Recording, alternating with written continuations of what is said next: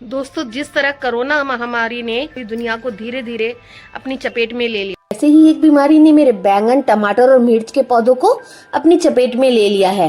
पर वक्त रहते ही मैंने इनका सही इलाज शुरू कर दिया और आज के इस वीडियो में मैं आपको वही स्टेप बाय स्टेप तरीका दिखाऊंगी जिससे मैंने अपने पौधों को मरने से बचाया और ढेर सारी हार्वेस्टिंग।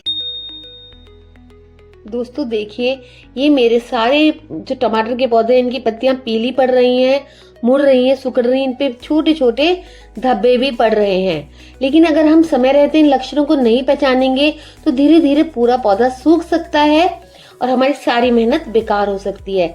पत्तियों पे पड़े हुए ये निशान फंगल इन्फेक्शन और लीफ कर्ल वायरस हो सकता है। अब इसके इलाज हमने घर के ही बनी हुई चीजों से किए हैं। चलिए आगे बढ़ते हैं। बीमारी की पहचान हो जाने के बाद हमारा अगला स्टेप होना चाहिए प्रूनिंग यानी कि छटाई। लेकिन रुकिए, इसके लिए हमें सबसे पहले अपने जो कटर है उसको सैनिटाइज करना है। ये हमें बिल्कुल नहीं भूलना है।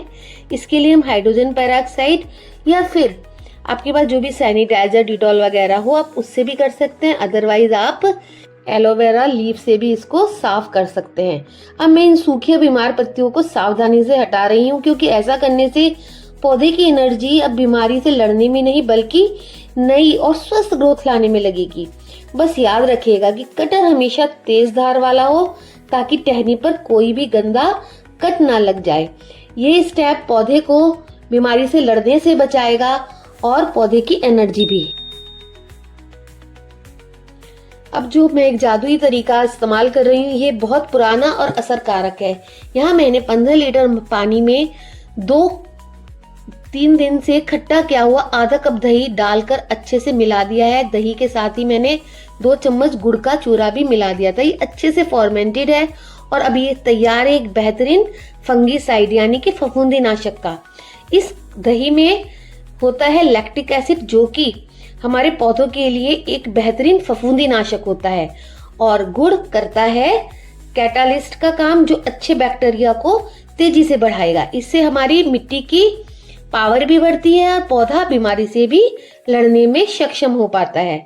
अब इस स्प्रे को मैंने अपने मिर्च के पौधे, टमाटर के पौधे और बैंगन के पौधों में पत्तियों के ऊपर और नीचे दोनों साइड ही स्प्रे किया है क्योंकि इन्फेक्शन दोनों साइड हो सकता है। यह पूरी तरह जैविक है, सुरक्षित है और आप देखेंगे कुछ ही दिनों में आपके पौधों में नई जान आ जाएगी और पीलापन गायब होने लगेगा। आगे वीडियो में इसका रिजल्ट आप देख पाएंगे। बीमारी का इलाज तो हम कर रहे हैं लेकिन उसे फैलने से रोकना उससे भी ज्यादा जरूरी है। जैसा कि हम जानते हैं कि टमाटर, बैंगन और मिर्च तीनों एक ही फैमिली के पौधे हैं, इसलिए इनमें इन्फेक्शन आग की तरह फैलता है। मेरे टमाटर और बैंगन में असर दिख रहा है लेकिन मिर्च अभी थोड़ा बची हुई है, सुरक्षित है। इसलिए मैंने इसको जो मैंने मिर्च के पौधे कैरेट में लगाए थे उसको साइड में कर दिया है जिससे उनके बीच में अच्छा खासा फासला बन गया है।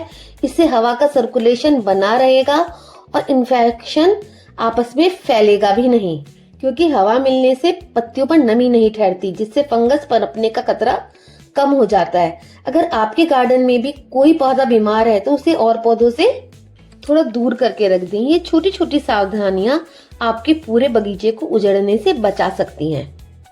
साथ में हमने जहां पर अपनी टहनियों को काटा है वहां पे हम हल्दी का पेस्ट लगा सकते हैं क्योंकि हल्दी एक प्राकृतिक एंटीसेप्टिक है जो कटे हुए हिस्सों पे फंगस नहीं लगने देती। और नीम ऑयल का स्प्रे लंबे समय तक हमारे पौधों को स्वस्थ रखता है।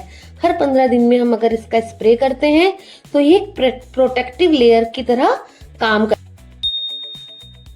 दोस्तों, इस जैविक उपचार के करीब 1 हफ्ते बाद आप देख सकते हैं कि मेरे टमाटर और बैंगन के पौधों में अब नए नए और चमकदार पत्ते आने लगे हैं।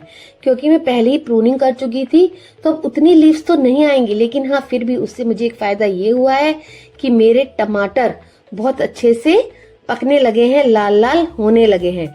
लेकिन याद रखिएगा ये रातों रात नहीं होता। आपको इसके लिए कुछ खास बातों का ध्यान रखना होगा। जैसे कभी भी पौधों को ऊपर से पानी नहीं देना है, हमेशा जड़ों में पानी देना है ताकि पत्तियां गीली ना रहें। और जो पत्तियां बहुत सूख चुकी हैं उन्हें गार्डन से दूर फेंकना है बीमार वाली पत्तियों को, नहीं तो इन्फेक्शन दूसरे प्लांट्स में भी पहुंच सकता है। हमारे पॉट में जो पत्तियां झड़ जाती हैं, गल जाती हैं, उन्हें भी हटाकर फेंक देना है। साथ में मिट्टी की गुड़ाई नराई करनी है, जिससे कि मिट्टी जो बाउंड हो गई है वो ढीली हो जाए और ऑक्सीजन पौधों की जड़ों तक आराम से पहुंच पाए। और सबसे जरूरी धैर्य।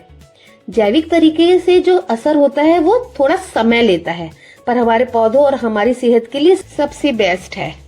तो देखा आपने कैसे थोड़े से धैर्य और सही देखभाल से हम अपने पौधों को फिर से हरा भरा बना सकते हैं और उससे अच्छा हार्वेस्ट ले सकते हैं। आशा है कि आज की ये वीडियो आपको पसंद आई होगी। अगर आपको भी गार्डनिंग का शौक है तो इस वीडियो को लाइक करें और ऐसी ही जानकारी के लिए हमारे चैनल को सब्सक्राइब करना ना भूलें। तो मिलते हैं अगली किसी वीडियो में। जब तक के लिए हैप्पी गार्डनिंग।